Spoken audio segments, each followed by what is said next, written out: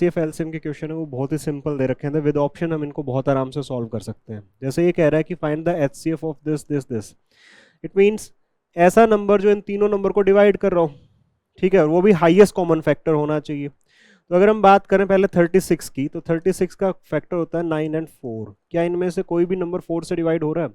ना ये हो रहा, ना ये हो रहा, ना ये हो रहा, मतलब 36 तो इसका हाईएस्ट कॉमन फैक्टर नहीं हो सकता। सबसे बड़ा नंबर ही चेक करना चाहिए HCF जब निकाल रहे हो, तो सबसे बड़ा नंबर सबसे पहले चेक करना चाहिए। उसके बाद 33 की बात करें तो 33 के अंदर में 11 एंड 3 होगा आपके पास में। तो 3 तो मेरे ख्याल से सबको डिवाइड कर रहा है, क्योंकि डिजिट सम इनका 3 से डिवाइड हो रहा है, ठीक है। 6 3 9, 4 3 7 2 9 और 5 2 7 और 2 9, 3 से हो रहा है। 11 से हो रहा है क्या?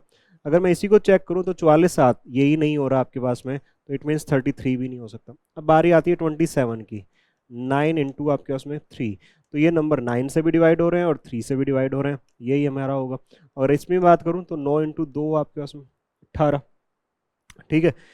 तो 9 से तो डिवाइड हो रहे हैं, लेकिन 2 से क्या डिवाइड हो रहे हैं क्या आपके पास में? ये क्या ये 2 से डिवाइड हो रहे हैं? सिर्फ एक ही नंबर हो रहा है, बाकी नहीं हो रहे हैं, तो इट मीन्स ये भी नहीं होगा। तो 27 ही आपके पास में क्या हो जाएगा, इसका HCF हो जाएगा। दूसरा अगर देखा जाए तो यहाँ अगर दोनों ऑड नंबर्स हैं तो ऑड ही आपके पास में कोई ना कोई हाईएस्ट कॉमन फैक्टर मिलेगा, उस केस के अंदर में 27 आ जाएगा, ठीक है। क्लियर है इतना? और 33 इसलिए नहीं हो सकता क्योंकि 11 से ही डिवाइड नहीं हो रहा। चलिए find the least perfect square that is divisible by 21 36 and 66। भाई इनमें से कौन सा नंबर 21 36 एंड 66 से डिवाइड हो जाएगा, ये देखना है। तो अगर मैं सबसे पहली बात करूं तो मुझे 36 दिख रहा है, इसके फैक्टर 9 एंड 4। देखो ऑप्शन से ही सॉल्व होंगे, कुछ नहीं करना इनके अंदर में आपको। 9 एंड 4 है आपके पास है। तो मैं यहाँ पे अगर देखूं तो 4 3 12 3 15 16 और 2 18, और सब में सम 18 ही बन रहा है, जो कि 9 से तो सबके सब डिवाइड होंगे। तो बात करें 4 से कौन सा डिवाइड होगा, तो ये भी होगा, ये भी होगा, ये नहीं होगा। एक ऑप्शन तो एलिमिनेट हमारा यहाँ से हो गया, ठीक है।